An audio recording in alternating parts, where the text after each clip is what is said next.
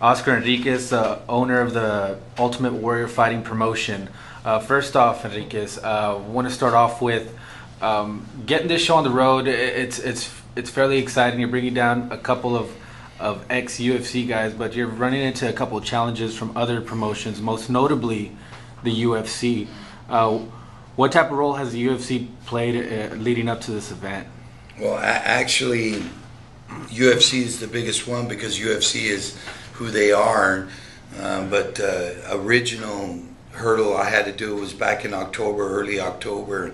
Not too many people, but it was with Bellator.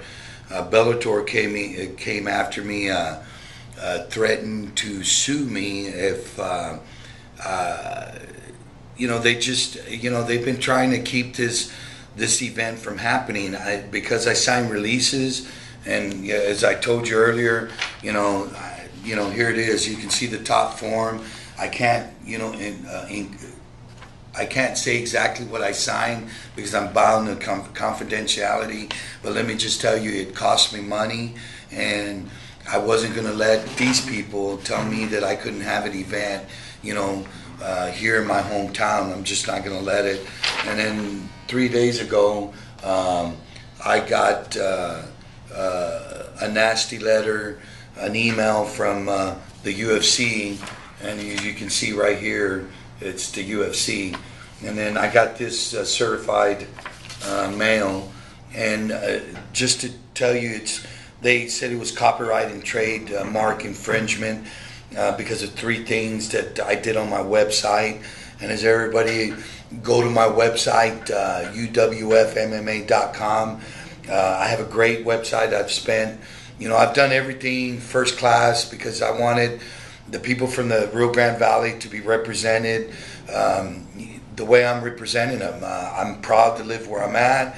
I'm proud of the Valley, and I wanted to bring, the style of fighters that I'm bringing. And just look at my card. It speaks for itself. I got Roger Huerta, first ever MMA superstar to be on the cover of Sports Illustrated, that lives right here. I mean, how many people can say that? That literally can say they were on Sports Illustrated that live here in the Valley. War Machine, season 6 contestant, Ultimate Fighter. He did great. He had some trouble, but he's up there. And to bring those 2 guys, and not to mention Dave Monet, first UFC middleweight champion of the UFC history, is here fighting against Eric Big Head Davila, from Lubbock, Hispanic, no less, ranked 46 in the MMA world. So let me tell you, I'm very proud of that. I'm very proud that we're doing it. And obviously, I've caught a lot of attention, and I've shown you guys, and I'll do it again, Bellator and UFC. So that tells you something. I'm doing something right, and I'm not going to get bullied. I'm a little guy. They can squash me. But you know what? I take pride, and yo soy Mexicano, and I'm not going to be pushed around. Simple as that. So I'm gonna do whatever it takes, and I've passed every hurdle, so I took care of it. They did UFC take away my UFC stars that I was bringing down, which was a personal friend of mine, Mike Quick Swig, and John Fitch. I know John through Mike, but Mike and I are actually friends, and we've known each other. We know each other, and I got a call. When I set this thing up, I talked to Mike, and he didn't see a problem. So I booked these guys. These guys are paid, to come down here, and we got someone just didn't like what I was doing, or envious, and just came after me, wanting me to get shut down. And I was a UFC, and they scrolled down, looked at my website, and they told me that they were pulling them from me. And I asked them how they could do that, and they said, well, they do not allow any UFC fighter that's under contract to promote any other promoter but UFC. And I said, are you sure? Because if I need to pay, or I need to do what everybody else does, I'll do it. Just tell me what to do and I'll do it. Well, Michael Mersha, which is a VP of Business and Legal Affairs from Zufala, which is UFC, tells me there is no such thing. We don't do that. We don't allow it. We don't care whether you change it and put MMA superstars. You're another promoter. You're basically our competition. I'm like, how can I be y'all's competition? My first event. I mean, there's no way I could do it. And also, there's a local promoter that brings them down. How can he do it and I can't do it? Local promoter being Raul of the STFC. You mentioned his name. That's fine. I'm not. Right now, he's thrown out accusations. I threw him under the bus or whatever. You know what? It's business. I just want to be on the same playing field as everybody else. I don't want no special treatment. I don't want to get treated any different than he gets treated. But I'm not going to allow, myself to get singled out or something just because of, I got a great website. I'm bringing first class fights here. I'm not going to get penalized. I'm just not. I've been a businessman for 30 years. I've been a contractor for the last 20. I've been a general contractor for the last 10 years. And in my business, it's called leveling the playing field to where everybody is the same. If they're going to say that about me, hey, I'm not going to let somebody down the street, to do something that I can't do because, again, why am I going to get penalized? There's no reason for it. So, you know what? If he thinks I threw him under the bus, so be it. It's just business. I don't mean him. I respect who he is. I give him a lot of respect for what he's done and what he's brought in there, giving the local fighters a venue to fight because, hey, we don't have anything here. We don't. And I've been criticized about, hey, how come I don't have more local fighters? Listen, what I'm doing, I do got local fighters here. Matter of fact, what was just put on my card, because again, being in the business that I'm in, there's injuries on our fight card. And let me just go over our card. We got the main event, and I'm just going to let everybody know all the rumors that UFC came down and snatched me from, and just took everything away from me and all that. No, it's false. It's false. Here, I got this. Believe me, it's false. All they did was they took away their fighters that they do not allow to do any appearances. That's all they did. But hey, let's just cut to the chase. No one's here to see Mike Swick and John Fitch. I was bringing them down as a added benefit to my promotion and to the fans here in the Valley. Me knowing Mike, and Mike is, they love their fans. And I wanted to, all the fans here in the Rio Grande Valley to be able to get autographs and talk with them and just, be there with them just like, all these people do in Vegas and Houston. Hey, we can do the same thing here in Far Texas. We can. Well, that's all that happened. So, the rumors out there that Roger ain't fight. Roger's not a UFC fighter, not at all. And my fight card is intact with some adjustments. That's because of injuries. We got main event, which is let's just start from the bottom up. We had Robert Garcia, local fighter, against Juan Lea. Juan Lea did because of scheduling, and it was pro debut. He could not make it. And Robert, I changed my fight to 135ers.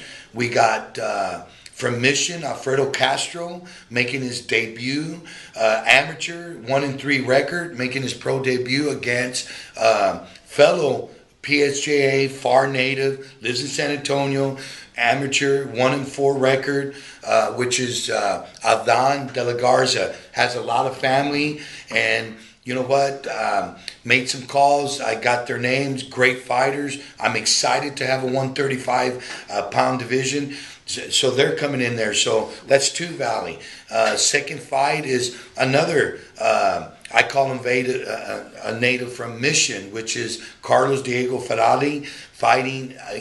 He is from Brazil, lived here for the last 2 years, but he's one of the best, if not the best, in the state of Texas. Look him up. He lives here, and he's fighting for me, and that's Carlos Diego Ferrari, like I said, fighting against Derek Campos, which, that guy's been you know, he's been Bellator. He's fought in Strikeforce. I mean, the guy's up and coming, and that's going to be one hell of a fight.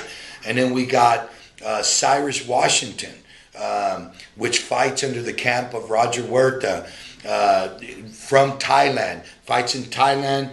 Is Muay Thai fighter. He's making his third fight in MMA, fighting against Mark Garcia, another Texan out of Houston, Texas. So, you know, I'm giving a lot of Hispanics around, so that's going to be a great fight. And I thank Mark for taking the fight in short notice, because as you know, we're 16 days away.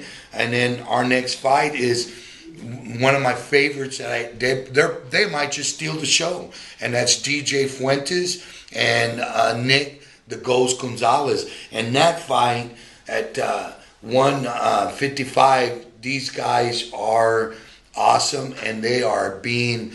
It's just going to be an exciting fight, and I can't wait to see DJ, Nick. I know them both, and I just can't wait to see it. And then we got. Of course, we got the co-main event, which is Dave Monet versus Eric Big Head Davila out of Lubbock, Texas. Another Texan. He's ranked 46 in some of the MMA records here in the MMA world against, again, Dave Monet, and everybody knows who Dave Monet. That's going to be exciting because Dave hasn't fought in over a year, and you know what? He chose me to come and fight for. So you know what? That makes me real proud. And then the pride and joy to the Rio Grande Valley, which is Roger the Matador Huerta fighting against War Machine. And let me tell you, for these people and all the hoopla I'm getting from UFC and Bellator, let me tell you, both of these guys have fought for both organizations. Both of them have never tapped out. Neither of them. In their losses, War Machine in his 4 losses, 2 decisions, and both rear chokeholds, and he was out. He never tapped out. He won't tap out. Roger Huerta, I don't need to tell you guys, all of his have been by decision. One, and I was there, was against Eddie Alvarez, where the medical doctor stopped him. Roger was going to come out. Doctor stopped him from coming out. So he's never been knocked down, neither of them. Been knocked down or submitted. Roger's never been submitted. So we're talking about, you know, at the press conference, you go on my website, you know, uwfmma.com. See, check for yourself. See them talk to each other. I flew them down for this press conference. And let me tell you, both of them said, you're going to have to hurt them. Someone will be hurt. An arm is going to be broken. A leg is going to be broken. Someone's going to pass out. A knockout. Something's going to happen, because neither of these guys, they're warriors, just like my name is, Ultimate Warrior. They are the Ultimate Warriors, and we're going to see that night who's going to be there. So, you know, and the other thing that got the attention is because we're on pay-per-view. We're on the internet pay-per-view. GoFightLive.tv. You can't make it to the fight. You're in Bronzeville. You're in Westlaco. You're out there on Military Highway. Hey, you got a computer. You got an iPad, iPhone. You download GFL.tv. You can watch it right there where you're at. I'm telling you, this is going to be the fight, the event of the year, and these people are just scared because you know what? I'm going to steal all their limelight, because you know what? This is going to be talked about. I mean, I got people calling me from Australia, Thailand, England. I mean, this thing, and guess what? It's here. It's in our hometown. I mean, it's far Texas. I mean, we all ought to be proud. We all should be supporting this. Raul should be supporting this. STFC, because this is what I'm bringing to the Valley, is he opened the doors, and I'm going to just, you know, get the gateway open even bigger to bringing down fighters and bringing that caliber of fighters down here. Matter of fact, I'm working on my second fight, which is coming up in February. I'm just met with the city officials in FAR, and you know they want me to stay again, and I want to stay. City of FAR is come to play, and they want to be known as the MMA capital. They want me to stay, and I tell you what, I'm considering it, and I'm real sure that I'm going to be here. I'm about 90% sure that's where I'm going. So I know I've said a lot, but as you can tell, I'm very passionate about what I believe in and about what's going on. And I tell you what, you know, my first event, for me to have what I showed you guys earlier, you know, UFC, you know, I tell a joke that both of these guys, when I got these letters, and, you know, I thought it was real cool because I've been a fan for 7-8 years. You know, Bellator's only been around 2 years, and everybody's heard the last few months they got bought out by Viacom. And, of course, we all know UFC made a, you know, $1 billion, no one knows exactly how much, but I can just imagine it's in the billion, that they made a deal with Fox. So, you know, to get, you know, noticed by these guys, it was cool for about 3 to 5 minutes, and it turned real ugly. I mean, just really ugly. Bellator cost me some money. UFC, I just had to bow down to them and, you know, take some stuff from the website. And you know what? That's fine, because, you know what? I'm not going to play with people that can squash me like a bug. I'm not going to do it. I'm going to keep them at bay, because I want this event, and this event is going to happen. If I tell you October to 3 weeks out, less than 3 weeks out, I get hit by the big boy. So let me tell you, talk about me being the way I am.